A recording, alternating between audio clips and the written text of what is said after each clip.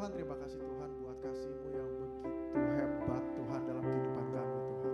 Sehingga pada saat kami berpaling menjauh dari Tuhan pun kami menemukan cintanya Tuhan.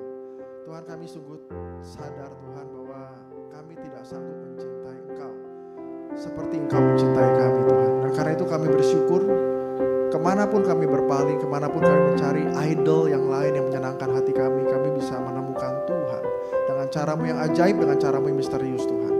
Karena itu Tuhan, kami berdoa pada pagi ini, kami rindu kami boleh semakin mengasihi Tuhan. Kami rindu kami boleh semakin mencintai Tuhan. Kami rindu Tuhan, kami merindukan hadir-Mu di dalam kehidupan kami, dalam keseharian kami. Seperti lagu yang kami nyanyikan ya Tuhan. Tuhan tolong supaya hati kami boleh terpaut kepada Tuhan dengan segala macam hal yang kami alami di dunia ini. Baik kesibukan kami, keluarga kami, pekerjaan pelayanan kami, atau apapun ya Tuhan. Sungguh Tuhan, kami memohon supaya kami boleh memiliki kerinduan dari hati kami untuk Engkau Tuhan. Tolong setiap kami, anak-anak-Mu di tempat ini, supaya kami boleh belajar sesuatu hal yang berharga dari sharing, dari pendengaran firman Tuhan, dari interaksi kami masing-masing. Kami berdoa, kami boleh semakin mengenal Tuhan, mencintai Tuhan, dan memuliakan nama-Mu. Di dalam nama Tuhan Yesus kami berdoa. Amin. Silakan duduk teman-teman, shalom. Senang banget bisa kesini lagi, diundang Johan. Meskipun hari ini agak nekat ya, karena temanya tema yang saya bilang sama Johan, gua tuh bergumul banget sama tema ini. Terus dia bilang, oh ya udah justru bagus, itu kan memang dia rada sesat lah ya. Jadi ya akhirnya bicaralah gini. Jadi teman-teman saya akan sharing mengenai breaking the tyranny of busyness gitu ya. Saya yakin saya sama Johan juga sama-sama sibuk lah ya sebenarnya. Nah tapi saya ceritain dulu. Saya udah beberapa kali sih, jadi mungkin ada beberapa teman yang sudah kenal gitu ya. Tapi izinkan saya memperkenalkan diri ya. Nama saya Pendeta Muda Michael Christian, MA, MPC, psikolog. Jadi Tuhan percayakan dua profesi di dalam kehidupanku. Kerjaanku, keluargaku saya punya 1 orang istri, 3 orang anak, plus Tuhan tambahin 1 anak lagi. Tapi bukan dari rahim istriku ya. Ini keponakan gitu ya, keponakan. Jadi ada keponakan ini paling besar dari 3 anakku. Jadi aku membesarkan 4 anak. Ya, yang 3 anakku, yang 1 ini bisa dibilang anaknya saudara dari istriku yang tidak bertanggung jawab sehingga kami yang harus bertanggung jawab ya, di rumah. Lalu kerjaan saya dari Senin sampai hari Jumat saya konseling seperti layaknya psikolog. Saya melayani orang-orang setiap hari mungkin 4 sampai 5 orang dengan situasi kondisi yang punya masalah. Orang-orang bilang bermasalah, saya nggak mau bilang bermasalah, saya bilang punya masalahnya udah berat gitu kan, apalagi dibilang bermasalah lebih berat lagi gitu. Tapi saya menangani mereka. Lalu hari Sabtu dan Minggu saya melayani di gereja, baik di gereja saya sendiri, namanya Isa Al-Masih di Raja Wali, atau saya melayani ya seperti Bapak Ibu teman sekarang saya melayani gitu ya. Jadi saya harus atur supaya tidak setiap Sabtu dan Minggu melayani. Sebelumnya bisa Sabtu 2 kali, pernah rekor Sabtu 2 kali, Minggu 3 kali, 5 kali. Wah pulang tuh tepar gitu ya, kayak kejang gitu ya, panas kepala. Nah sekarang saya atur supaya ada 1 hari itu saya bisa bersama dengan keluarga. Gitu ya. Nah lalu saya juga pendiri Gading Counseling, saya eksekutif director, jadi saya harus ngurusin administrasinya. Dan saya Ketua Asosiasi Konselor Kristen Indonesia. Jadi saya banyak rapat dan pergi ke daerah kemana-mana gitu ya. Kemarin saya baru pelatihan, hari ini saya khotbah. Nanti jam 3 saya mesti terbang ke Bali 1 minggu untuk seminar, pelatihan, dan khotbah gitu ya. Lalu apa lagi ya? Kayaknya udah semua sih gitu. Kayaknya ada lagi tapi saya lupa saking banyaknya gitu ya. Jadi kalau didengar-dengar sekilas, oh ya, semester lalu saya diminta ngajar di STT Reform. Untungnya di semester ganjil saja. Jadi di semester genap saja. Jadi semester ganjil ini saya nggak kebagian jadwal, semoga ya. Nah ini membuat saya harus mempersiapkan diri kuliah lagi gitu ya. Nah saya lagi mempersiapkan diri untuk bisa copotin jabatan saya sebagai ketua Asosiasi Konselor Kristen Indonesia. Tapi susah banget, jadi saya harus, bukan bikin skenario sih, saya harus kuliah dulu S3, terus saya lapor, saya mau kuliah S3, jadi saya nggak bisa jadi ketua asosiasi, supaya bisa lepas gitu ya, karena susah banget. Nah teman-teman kalau didengar sekilas kayaknya sombong ya. Tapi sebetulnya saya adalah salah satu orang yang terjebak dari tyranny of busyness gitu ya. Rasanya sampai hari ini sih. Jadi kalau ditanyain sama, siapa ya WhatsApp saya ya? Jessica kali ya? Jessica ya, yang WhatsAppku ya? Oh Felicia gitu ya. Bahannya mana? Ya baru tadi pagi aku selesaikan gitu. Karena gila banget waktunya itu susah banget. Jadi udah pagi, malam-malam teler banget, akhirnya aku tidur dulu. Baru jam 3 kerjain gitu ya. Wah, breaking the tyranny of busyness, dan lihat dapat gambar ini ya itu kayak saya rasanya kayak begitu gitu. Jadi semoga hari ini saya tidak menyesatkan Bapak Ibu saudara-saudari sekalian ya. Breaking the tyranny of busyness. Tapi saya yakin banget yang kayak gini tuh bukan saya sendiri gitu ya. Saya pernah cerita sama satu pendeta senior gitu ya. Saya bilang, Pak, Bapak sibuk banget pelayanan, masih khotbah kesana kesini.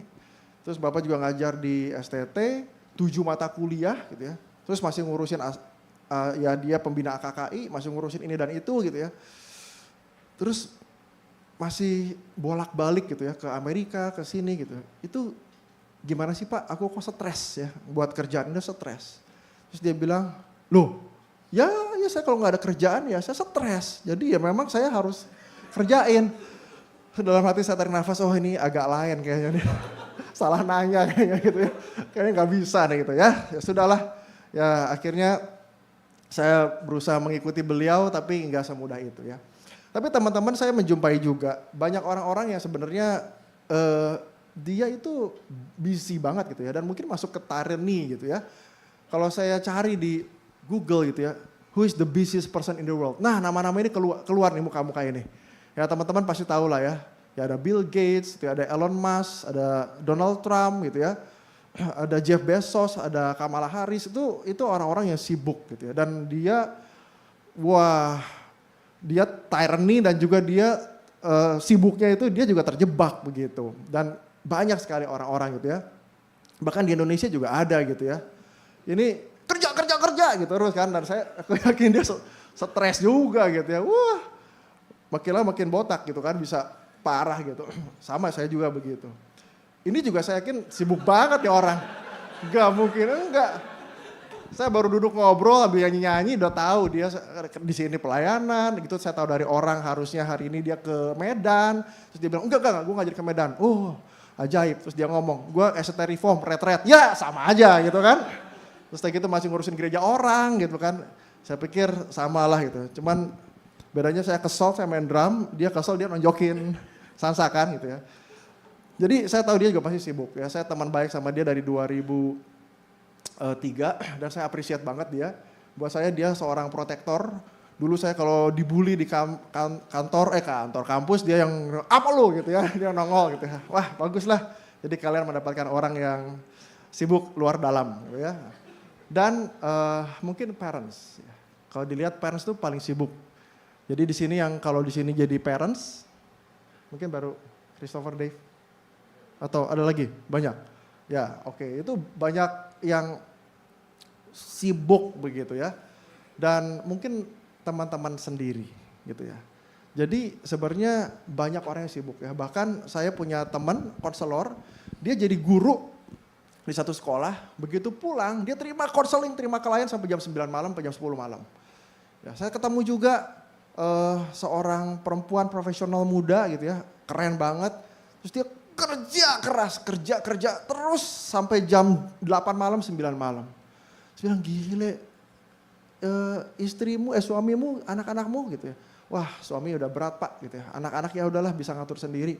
Kok sampai begitu? Jawabannya begini, Pak mendingan ini juga kerja tuh keras gini berat itu. Tapi mendingan nangis di dalam BMW kan daripada nangis di pinggir jalan gitu.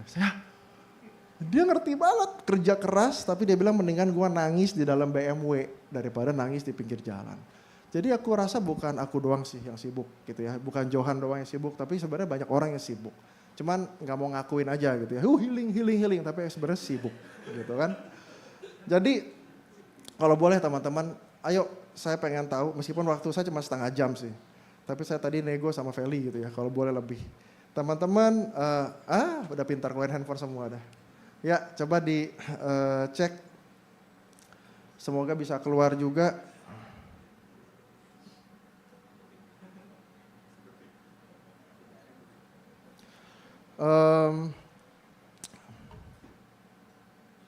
Oke. Coba ya. Udah keluar belum gambarnya? Sinyalnya jelek ya? Waduh, jangan sampai sinyalnya jelek.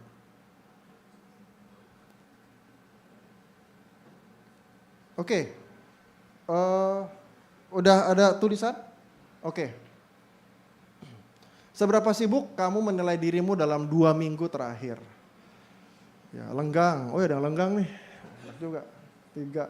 Efektif. 4, 9, 10 padat. Sangat padat. Ini saya, Johan. Siapa lagi? Johan, jangan bohong, Johan. Belum. Dan oke. Wes, yang rasa efektif 16, yang padat 17, 18, sangat padat 12, 2 minggu terakhir ya. Kalian teman-teman kan pasti pekerja, kuliah, sangat padat. Oke, yang sangat padat 13, 19 padat, 21 efektif. Wah, lumayan nih Johan bisa tahu seberapa sibuk kita. Oke, padat menyusul. Sangat padat, puji Tuhan ya, belum terlalu banyak. Masih, jadi yang sangat padat sama yang lenggang mesti ngobrol ya. Supaya bisa mengurangi, ini juga lebih efektif gitu. Kalau enggak ini gimana yang lenggang ini? Yang lenggang tolong sebelah kiri nanti ya, sangat padat sebelah kanan. Pada saat refleksi kita bisa, oke, masih yang efektif yang lebih baik, yang lebih banyak, bagus ya.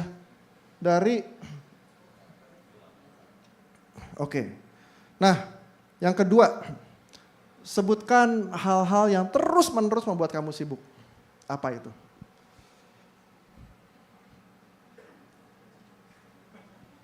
Kerjaan, universitas, koas, oh ya sibuk sih itu. Kerja, editan, kerja, oke. Anaknya Jokowi nih. Apply S2, ya lumayan. Kerjaan semua ya, rata-rata kerjaan.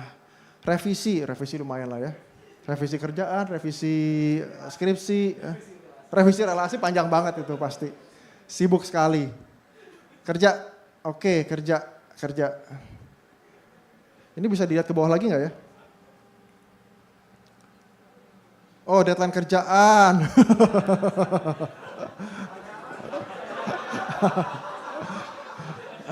Pekerjaan sendiri. Pacaran kok. Ini yang lenggang kayaknya nih. Nggak mungkin sibuk. Kurang ajar, ganti. Pacaran. Ya ngomong-ngomong ya, saya tuh sampai pacaran sama istri saya atur. Jadi kalau mau ketemu saya gitu ya, saya ini orangnya tidak terstruktur. Tapi kalau mau ketemu saya, buat konseling Senin, Selasa, Rabu gitu ya. Buat kami saya urusan orang-orang di dalam meeting sama para konselor. Jumat saya ketemuan keluar. Jadi kalau mau ketemu Johan ya Jumat, ketemu siapa Jumat gitu. Nah saya pacarannya Kamis malam. Jadi kalau Kamis malam saya lupa kayak kemarin saya ngomong, saya ada kerjaan ya, ngambek dia.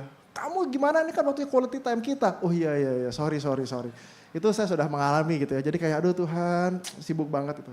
Jadi teman-teman kalau mau bikin janji sama saya di antara hari itu ya. Asal jangan Kamis malam buat pacaran. Gara-gara pacaran ini ya. Oke, nah saya lanjutin dulu ke PowerPoint dulu ya. Nanti saya akan lanjutin lagi.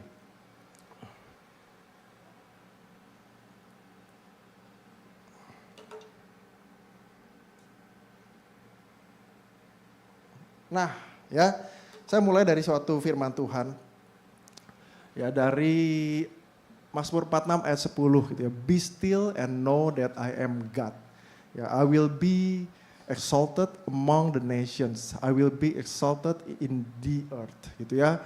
Tenanglah gitu ya, dan ketahuilah bahwa akulah Tuhan ya, dan dia akan ditinggikan dari seluruh bangsa-bangsa dan di bumi gitu ya. Sebetulnya firman Tuhan kita tahu nih, Tuhan pengen dia yang paling ditinggikan, dia yang harusnya jadi idolanya kita, dia yang harusnya jadi yang paling utama gitu ya. Tapi realita hidup kan gak kayak gitu ya, realita hidup kita bisa stres banget, sibuk banget gitu ya, dan urusannya panjang banget gitu ya. Dan kesibukan tuh macam-macam gitu, banyak banget ya, ini definisi disebut the state or condition of having a great deal to do gitu ya. Sibuk itu ada suatu situasi dan kondisi di mana kita tuh harus melakukan segala sesuatu, having great deal to do gitu ya. Dan it's easy to get caught up in the business of life gitu. Atau tyranny gitu ya. Tyranny itu dianggap cruel, unreasonable, or arbitrary use of power or control gitu ya. The tyranny of the 9 to 5 day. Bahkan ada contohnya, tyranny of 9 to 5 day. Makanya sesuai tadi apa yang teman-teman bilang, kerja, awo kerja gitu. Pokoknya isinya kerja. Itu sesuatu hal yang kita itu sebetulnya melihat productivity kerja itu jadi raja. Ya jadi king gitu ya. Kita tanpa sadar gitu ya, kita tuh bahkan menilai diri kita gitu ya. Kita itu mengerjakan sesuatu sebetulnya, tapi kita menilai diri kita, siapa diri kita dari apa yang kita kerjain. Bener gak? Siapa Michael? Saya akan ngomong, saya adalah seorang konselor, saya adalah seorang psikolog, saya adalah orang pendeta, saya adalah seorang ketua asosiasi. Itu sesuatu yang saya kerjakan, tapi saya adopt itu sebagai diri saya. Kalau itu lepas, saya jadi bingung siapa saya. Nah orang juga begitu gitu ya, productivity is a king jadinya buat kita gitu ya. Dan kita mendefinisikan siapa kita. Nah kita itu hidup di dunia yang menghargai kesibukan ya. Kita diajar untuk berpikir sibuk gitu ya, adalah tanda sukses, penting dan orang penting gitu ya, itu jadi normal. Kalau kita nggak sibuk, kita jadi kurang penting. Kalau kita nggak sibuk gitu ya, nggak ngerjain apa-apa, kita dianggapnya ya kamu nggak signifikan, nggak efektif gitu ya. Masa kerjaanmu main game doang gitu, aku sibuk main game, aku sibuk pacaran, pasti dianggapnya lenggang gitu kan. Tapi kalau kerjaannya gitu banyak, itu kita dianggap sebagai orang yang memang sibuk. Jadi dunia nilai kita gitu, harus sibuk. Kalau nggak sibuk itu malah aneh gitu ya. Dan seorang tokoh psikologi ya namanya Alfred Adler, dia cerita gitu, kalau manusia itu diberkati dengan tubuh yang inferior, kecil, lemah, inferior. Jadi itu mesti secara psikologis membuat kita tuh punya perasaan rendah diri. Dan kita berusaha cari pemenuhan, berusaha cari kesempurnaan dan yang ada di hadapan kita adalah kesibukan. Kerja, sibuk kerja, sibuk pelayanan, sibuk ngurus anak, sibuk ngurusin berbagai macam hal. Kenapa? Karena kita ya tanpa sadar tuh jadi striving for superior. Karena diri kita ngerasa inferior sebetulnya. Jadi kita pengen jadi superior kalau menurut Adler gitu ya. Dan kita harus kejar segala sesuatu. Jadi orang striving for superiority, striving for success. Supaya apa? Supaya ngerasa dirinya meaningful. Dan kalau kita nggak ada kerjaan, kita stres. Betul? Kebanyakan orang nggak ada kerjaan, orang normal ya, stres gitu ya. Kecuali hartanya banyak banget gitu ya. Terus dia professional son gitu ya. Gue professional son gitu ya. Ya kayak si Ben gitu ya. Dia kemana-mana professional son. Dia mendengung-dengungkan seolah-olah dia nggak usah kerja ya. Dia sebenarnya mengangkat Indonesia tuh nggak serendah itu gitu. Tapi actually we live in a globally connected 24/7 world gitu ya. Jadi masyarakat tuh sangat terobsesi sama kerjaan, sama produktivitas gitu ya. Kita jadi lupa kebutuhan emosi kita ya. Kita jadi lupa downtime gitu ya. Kita lupa gitu kalau kita tuh harus istirahat dan kita terus always on gitu sama lingkungan kita gitu ya. Dan kita neglect our self practice, self sleep gitu ya.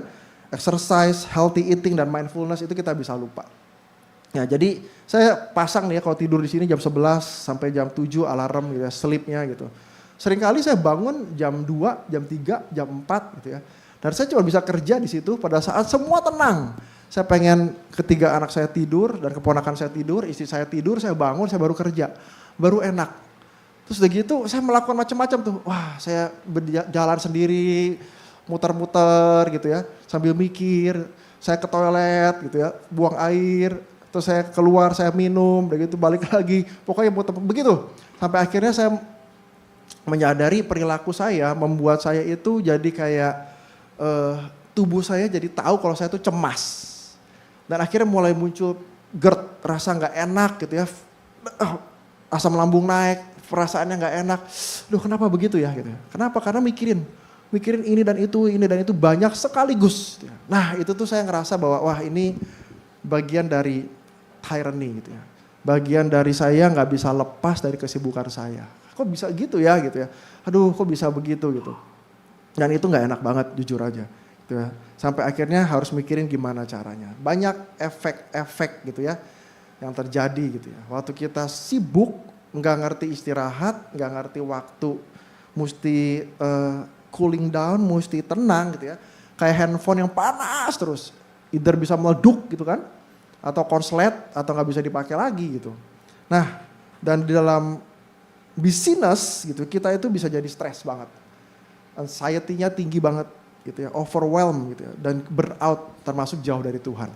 Ya seolah-olah aduh saya ikut ya namanya gemar membaca Alkitab. Udah 3 kali ikut. Tujuannya adalah baca Alkitab dari awal sampai akhir. Dan buat saya ini waktu yang bagus nih buat persiapin diri, baca Alkitab, tenangin diri dalam firman Tuhan.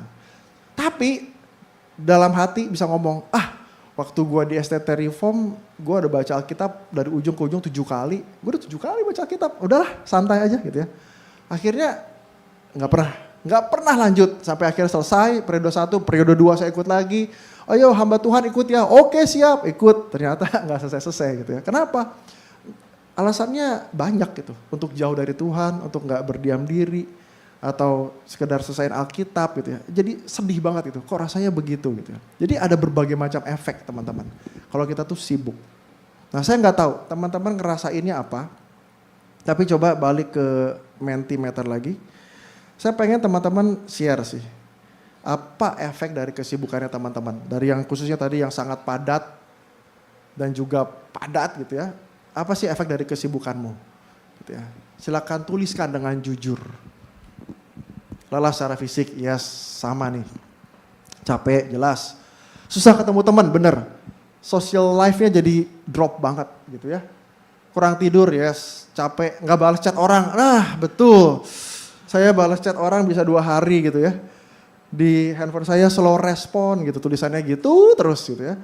Di kalender saya kalau saya mau kasih lihat, dari ujung ke ujung Senin sampai Minggu gitu ya, dari Januari sampai Desember isinya penuh semua gitu ya. Iya, always tired, sering lupa makan. Nah, bener juga. Lemah, letih, lesu, pusing. Kasihan. Kurang waktu buat minum. Stres. Iya. Less quality time with spouse, betul. Plus ilmu minus capek. Hah? Ya, plus ilmu minus capek. Minusnya capek. Oh ya. No time for anything else. Ya. Udah habis soalnya. Anxious, fidgeting, lacking sleep. Udah ngapain aja ya hari ini, cukup gak ya gitu ya. Jadi ada cemasan, sakit, ya kesehatan drop, jarang baca Alkitab. Sama sih ya kita tuh ya. Prokras, iya karena cemas ya. Jadi prokras, kita tunggu dulu. Baru akhirnya kita kerjain. Stres, ya. Ngantuk, emosian, to-do list-nya jadi nggak dikerjain. Oke, thank you teman-teman. Ini real ya teman-teman alamin kayak gini ya. Oke, kita balik lagi.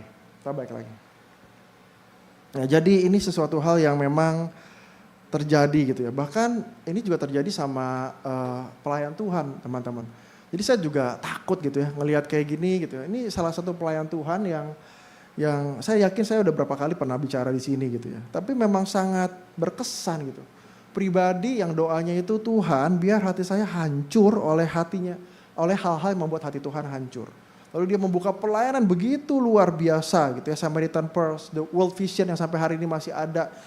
Dan Youth for Christ yang diadopt sama gerejaku namanya RBK, PBK, Remaja Bagi Kristus, Pemuda Bagi Kristus. Jadi ini impact-nya luar biasa gitu ya.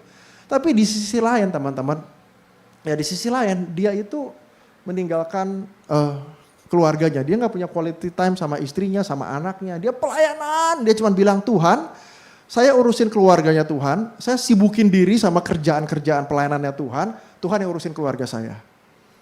Tapi gak begitu gitu, jalannya kehidupan gak begitu. Tuhan gak percayain keluarga buat kita lalu didiemin aja gitu. Akhirnya gitu ya, istri dan anaknya itu stres luar biasa. Dan anaknya itu sampai mencoba bunuh diri. Dan dia ngomong sama papanya, Dad, I feel depressed, please come home. Tapi gak pulang. Gitu ya. Berkali-kali dia ngomong tapi anaknya juga gak pulang. Sampai akhirnya, Dad, I try to suicide gitu ya. Tetap gak pulang. Dan akhirnya dia pulang pada saat anaknya berhasil bunuh diri. Anaknya meninggal. Nah pada saat dia pulang, dia nggak pulang ke rumah, dia hanya di komplek rumah, diem, nggak satu rumah sama istrinya, kayak marah begitu. Lalu datang ke pemakaman, selesai pemakaman dia pergi lagi pelayanan. Wah istrinya nggak tahan, istrinya depresi, istrinya mau cerai. Tapi hamba Tuhan yang luar biasa gitu. Betapa gilanya kesibukan, termasuk di dalam melayani Tuhan, kita tuh bisa kejebak gitu.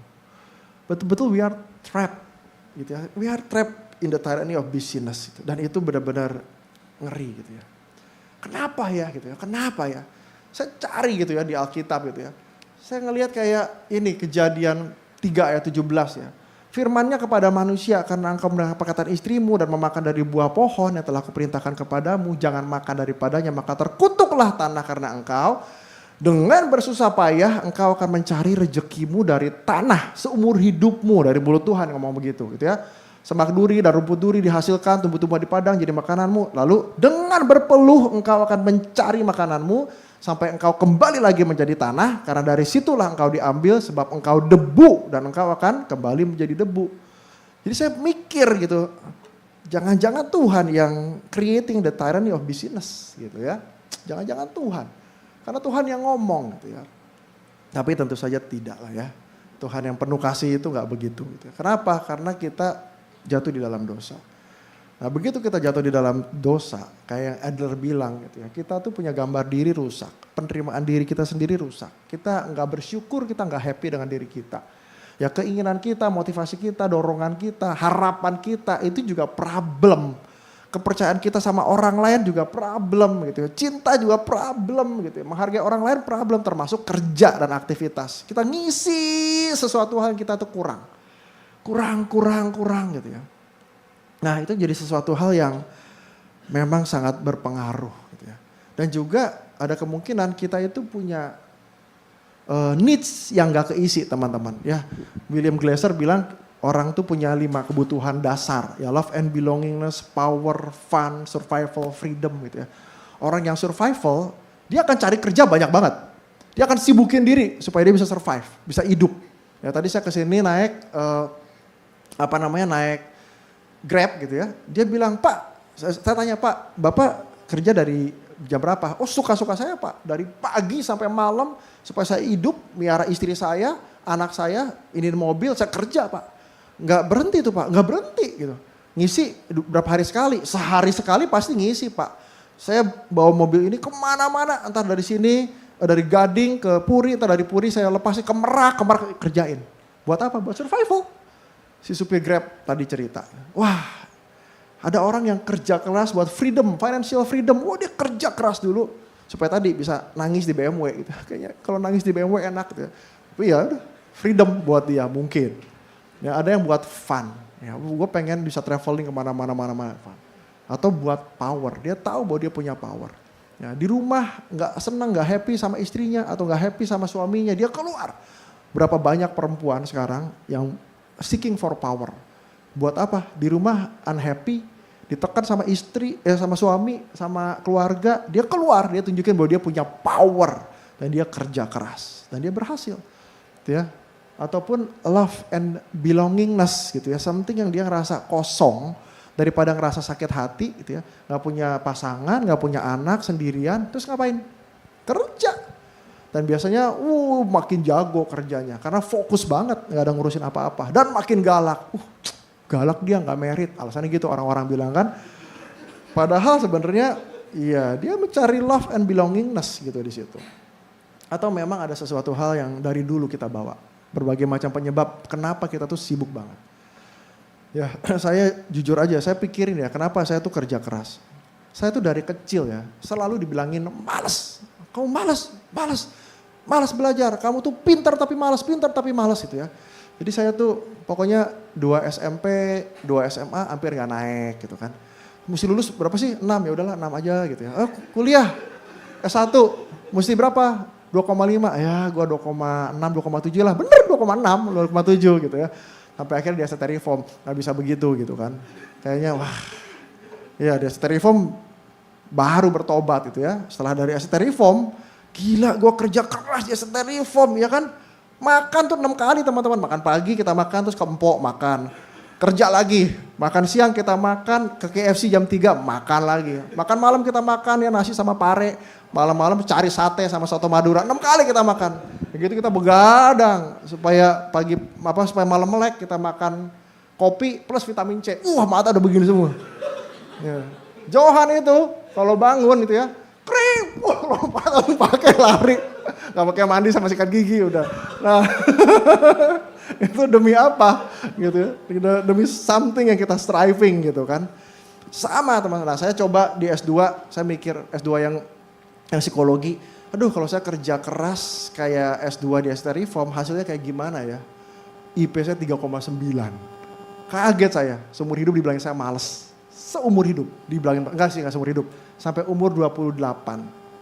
Saya dibilangin malas. Begitu lulus kuliah, saya kerja sama orang tua saya, sama, kamu kurang ini, kurang itu, malas. Akhirnya saya stop, gak tahan sama orang tua saya. Saya pindah pelayanan. Begitu pindah pelayanan, saya udah menikah ya, baru 1 tahun menikah. Terus saya bingung. Saya bilang ke istri saya, kok gak ada yang bilang gua malas ya? Kok gak ada yang bilang gua malas ya? Dan dari tahun 2008 sampai hari ini gak ada satu orang pun bilang saya malas. Terus saya bingung tuh dari mana kata-kata itu gitu. Ya dari my mom terus berulang. Tapi at that time, saat ini saya juga tahu kenapa saya begitu kerja keras. Saya paling gak suka disebut malas. Saya gak mau. Saya orangnya santai sebetulnya. Saya orang relax. Saya orangnya unstructured gitu. Saya orangnya seneng gitu bisa ketawa-ketawa, leha-leha, seneng gitu. Tapi gak bisa, saya harus kerja keras. Nah akhirnya saya nemuin, that's why saya terikat sama tirani itu. Tyranny of business. Karena saya gak mau dibilang saya orang malas. Teman-teman, kalau sampai teman-teman hari-hari ini ya kerjanya sangat-sangat padat, berjuang, striving for superiority gitu ya, bukan striving for excellence, berjuang supaya punya power, punya lain-lain, you ask yourself, sebetulnya apa yang jadi problem di dalam dirimu dan tanpa sadar jadi idol, yang terus dikejar jadi berhala. Ya, kita nggak lihat Tuhan, kita harus, dunia keras, Jakarta keras bung, gitu ya, kita harus, nggak mau gue makan nasi bungkus gitu ya, cari sesuatu hal yang sebetulnya ada dalam diri kita. So, how to break the tyranny of business? Saya berapa lama sih waktu masih aman kan? Vel, aman. Saya udah bilang sama Feli mau korupsi waktu. Nah, jadi yang pertama kita perlu take control of your time, gitu ya.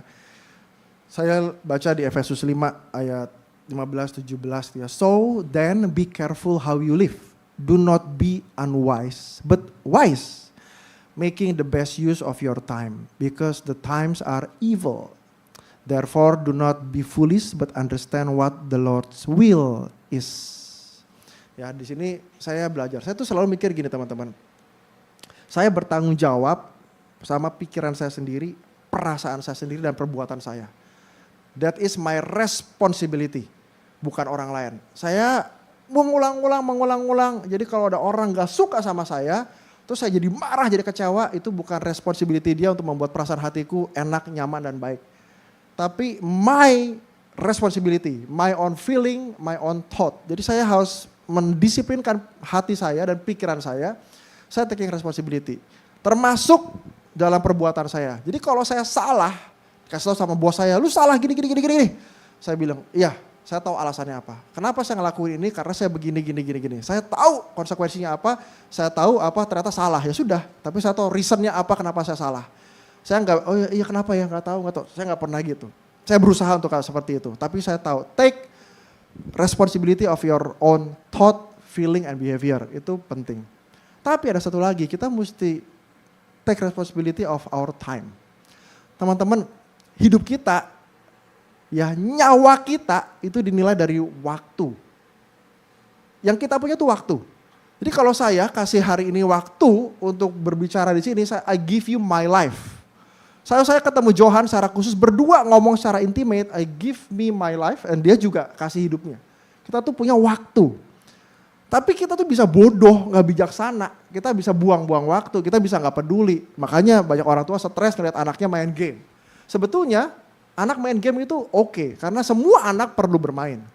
Tapi kalau kita gak bisa kontrol waktu kita, mau kita anak, mau kita orang dewasa gitu ya, kita tuh akan kehilangan banyak hal. Kita masuk ke hal-hal yang evil, yang sebetulnya dunia ini punya gitu. Dan dunia ini menggoda terus, mendistraksi terus. Jadi kita mesti belajar untuk control your time. Belajar untuk say no dan belajar untuk punya realistic expectation. Gitu ya. Nah, sama teman-teman, kayak tadi saya bilang, saya atur waktu gitu ya. Atur waktu. Tadi kalau saya bilang, waktunya penuh gitu. Waktunya penuh kenapa? Karena saya atur.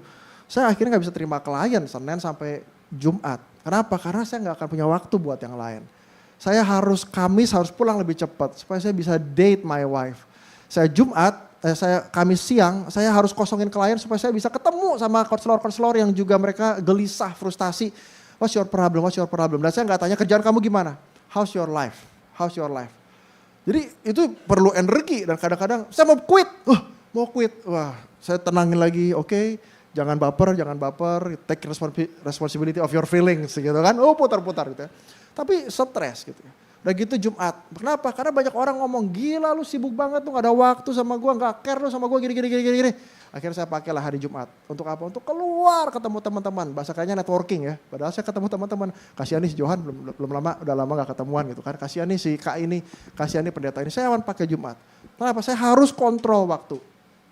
Sabtu Minggu. Kalau Sabtu udah khotbah atau Minggu udah khotbah, Sabtu saya gak boleh khotbah. Kalau Sabtu udah khotbah, Minggu saya gak boleh khotbah. Saya harus bilang no. Padahal kadang-kadang ada, diundang di sini nih. Diundang di tempat yang ini nih gitu. Tempat yang gede nih gitu. Tapi pikir-pikir ya, gak bisa itu distraksi yang terlalu besar gitu. Sedangkan saya orang yang unstructured, saya akan kerja sampai malam. Terus jam 4 pagi saya gitu kan. Wah, that's not okay gitu ya. That's not okay banget. So saya mesti bilang no, thank you. Saya bukan orang terkenal. Kalau dilihat di IG saya cuma ya sedikit aja, 1.000, 2.000 kali di private lagi. Kalau enggak klien banyak masuk ya. Akhirnya ya mungkin saya pikir jangan-jangan kalau terkenal gak sibuk kali ya. Karena gak terkenal jadi sibuk gitu ya. Nah tapi akhirnya harus ada realistic expectation. Kita itu mesti punya, saya mau ngapain. Mesti tahu visi kita, misi kita, panggilan kita. Bukan cuma akhirnya kita kerjain terus. Nah itu menolong kita teman-teman. Untuk lepas dari tirani kesibukan. Karena sibuk itu selalu ada. Selalu ada kesibukan. Kita mau cari kesibukan tuh selalu ada. Dengar ya teman-teman yang lenggang tadi. Selalu ada kesibukan. Belajarlah sama yang sangat padat. Pasti ada kesibukan gitu ya. Kalian nge-grab lah. Sibuk pasti. Masih sibuk banget dah itu. Kemerak. Ya, tapi yang kedua itu take rest in God ya. Come to me, I will give you rest. Nah, Tuhan bicara itu simpatik banget. Jadi saya cuma ngomong Tuhan, aduh sorry Tuhan. Saya udah dosa gitu. Saya udah salah, saya udah gak kasih waktu, saya gak mau ngomong sama Tuhan, saya hamba Tuhan lagi. Semoga pada gak tahu jemaat lah gitu ya. Ya saya ngomong sekarang gitu kan. Tapi saya bilang Tuhan tolong. Dan you know what? Kadang-kadang seringkali gitu ya.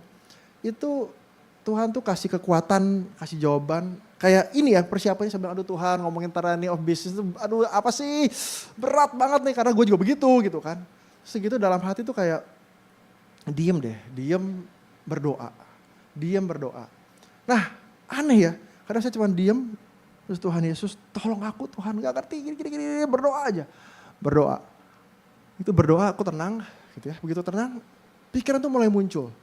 Begitu aku jalan lebih muncul lagi. Begitu mandi makin banyak. Sampai mandinya buru-buru karena pengen ngetik nulis. Ya saya gak tahu lah saya dapat hikmat. Gak tahu kamar mandi apa karena Tuhan gitu ya. Tapi rasanya dua-duanya kalau di kamar mandi itu tempat paling nyaman ya comfort room. Saya dapat hikmat. Saya balik lagi. Saya doain saya tulisin lagi gitu ya. Nah ada sesuatu hal yang perlu rest in God. Ya lucu juga ya, kadang saya bilang waktu saya belajar untuk kontrol waktu, saya kadang aduh Tuhan, apa ya misalnya uang udah habis nih gitu ya. Tuhan saya mau pelayanan dong, bisa ada orang telepon, Pak mau ngundang pelayanan, itu bisa begitu. Tapi momen-momen lain saya mesti mikir, bener gak ya harus begitu, bener gak harus ambil gitu ya. Apa harusnya belajar, take rest in God gitu ya. Dan benar-benar mempercayakan gitu ya. Dan ternyata bener, ada momen tertentu saya sakit, orang bilang itu mau suruh Tuhan istirahat, ya udahlah saya istirahat gitu ya. Kantor masih jalan, klien masih banyak. Dan orang yang tadinya pendiam, dia tiba-tiba in charge. Leadershipnya nongol, lalu diatur segala sesuatunya. Nah saya ngerasa itu, Tuhan itu juga kerja. Saya tahu gitu, bukan kerja kerasnya kita gitu ya.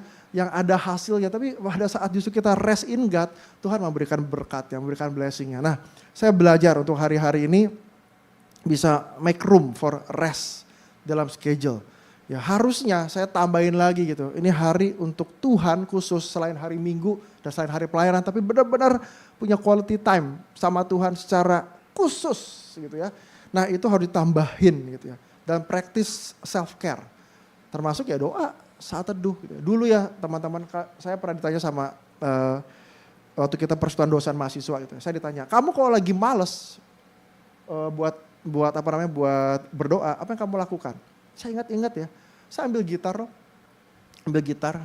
terus saya nyanyi. Puji Tuhan saya bisa main gitar sedikit-sedikit, saya nyanyi. Ternyata feeling untuk menyembah Tuhan, untuk pengen dekat sama Tuhan tuh grow.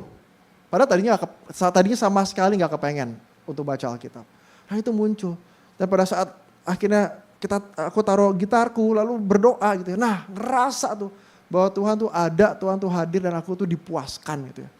Jadi sampai aku paling suka tuh lagu Seperti Rusa ya. Seperti rusa rindu sungaimu gitu ya.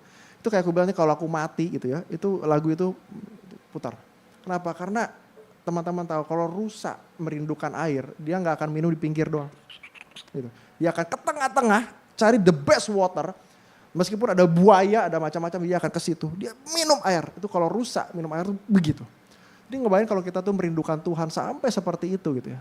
Aku yakin kita tuh dipuaskan sebetulnya. Kita nggak akan kering dan cari dari tyranny, dari bisnis, dari idol yang Tuhan tuh nggak mau. Dia yang harusnya di exalted high.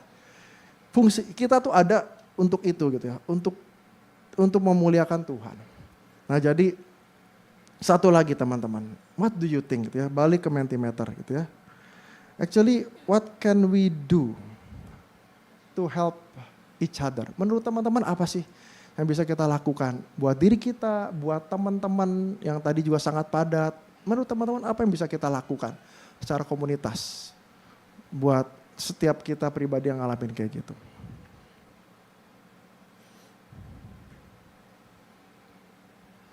Good, remind them to slow down. Wah, thank you ya.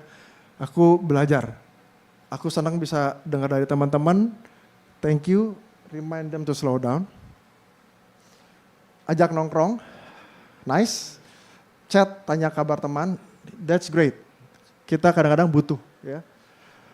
Kadang aku bilang, aduh Tuhan lonely banget, pengen ngomong, tiba-tiba ada yang chat, wah aku ngerasa dikasih Tuhan, kita ngobrol gitu ya. Saling menguatkan dan mendoakan, hadir dalam kehidupannya gitu ya. Hah? Apa itu, mana? Share TikTok yang lucu.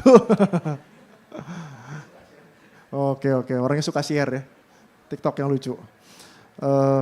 Hadir dalam kehidupannya, give time buat socialize, temenin, reach out, nice. Reach out ke teman-teman yang udah lama gak kontak, betul. Cariin pacar, sama kayaknya, masih pacar juga nih. Ask them to go out gitu ya, cariin pacar. Belum tentu pengen pacar, suruh cari pacar. Bengong bareng, banyak-banyak mendengar. To help each other out, we can focus to serve God and other by conducting the resting or meditation gitu ya. Ada pakai eksamen, Lexio Divina mungkin ya, I don't know, pray, percaya kerja Tuhan, help them with new perspective of life and have better structure in life. Good, doain, kirim reels lucu gitu. Itu ngaruh ya, kirim reels lucu ya. Jadi mengganggu kesibukannya gitu ya, mau sibuk jadi ketawa. Terus dimarahin sama bosnya. Buka diri tuh ceritain, mau jadi teman dengar, relax and enjoy life ya. Make time together buat komsel, buat ngobrol bareng. Komsel ada kan di sini? Ada. Discuss how to handle time. Hah? Makan nasi padang, kolesterol. Mendengarkan keluhannya dan memberikan saran dan semangat. Masuk ke kehidupannya. Ini enggak ya? Woi, siapa lu? Masuk ke kehidupan. Tolong yang tulis ini masuk dulu ke Komsel ya. Supaya punya perspektif of life. Jadi teman-teman, kita tuh nggak bisa masuk ke dalam kehidupan seseorang gitu ya. Kita nggak bisa taking responsibility of someone's life. Nggak boleh. Bahkan kalau orang itu hidupnya pedih pun gitu ya, kayak mau disalib, ya itu memang salibnya dia. Dan Tuhan kasih dia salib supaya dia grow. Jadi jangan ambil kehidupan dia, it's not your right. Dan itu haknya dia buat dia bertumbuh. Jadi jangan masuk ke dalam kehidupan seseorang. Dan jangan jadi konselor. Frustasi udah. Oke, thank you teman-teman. Saya rasa justru masukan teman-teman yang paling berarti sih ya. Dan saya mengucap syukur gitu ya. Kita pakai waktu ini gitu ya buat kita tuh tenangin diri. Kita refleksikan sebetulnya apa yang ada dalam kehidupan kita gitu. Bagaimana kita memandang kehidupan. Bagaimana kita mengatur waktu gitu ya. Bagaimana kita rest in God gitu ya. Atau jangan-jangan kita nggak ada momen itu. Pejamkan mata teman-teman, teman-teman juga lihat, cari tahu apa yang sebetulnya ada dalam hati kita, paling dalam. Kenapa kalau sampai kita ngejar segala sesuatu, apa sebetulnya yang kosong, apa sebetulnya yang dibutuhkan di dalam diri kita. Kenapa kita kerja begitu keras, kenapa kita harus striving begitu keras. Kenapa kita gak rest di dalam Tuhan, kenapa kita terjebak. Sebaliknya, kalau kita juga terlalu lenggang, terjebak di dalam ketiadaan aktivitas, kita juga mesti mikir sebetulnya apa yang Tuhan inginkan. Bagaimana kita kontrol waktu kita supaya gak terlalu lenggang. Saya yakin teman-teman pasti punya hal-hal yang spesifik di dalam kehidupan yang sangat personal. Teman-teman bawa itu ke hadapan Tuhan, berdoa, ngomong sama Tuhan, cari tahu apa yang ada dalam hatimu. Karena Tuhan menyelidiki hati, Tuhan bisa tahu hati kita. Kalau ada idol yang lain, kita berdoa sama Tuhan. Kita mengaku dosa kita minta ampun kepada Tuhan.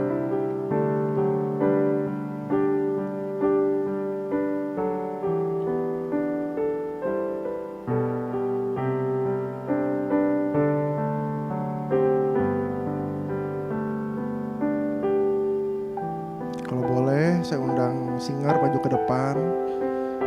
Kita nyanyikan lagu seperti Rusa. Pada saat teman-teman merefleksikan, lalu saya akan tutup di dalam doa.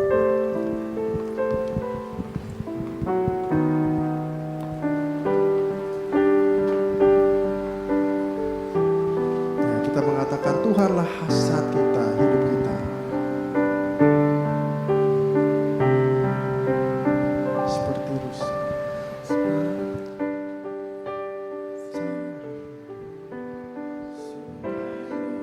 Jiwaku rindu Engkau,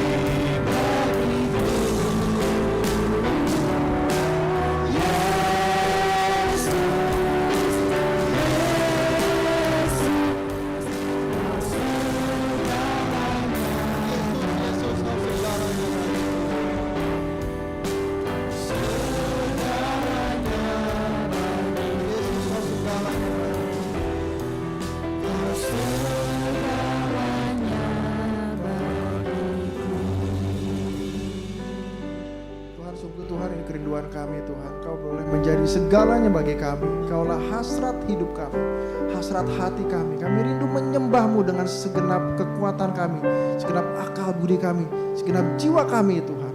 Tuhan, kami sadar kami adalah manusia yang rentan, manusia yang lemah, yang kami terus-menerus mencari hal-hal yang fana di sekeliling kami Tuhan. Tapi sebetulnya kami diingatkan kembali, kami seharusnya attach kepada Tuhan.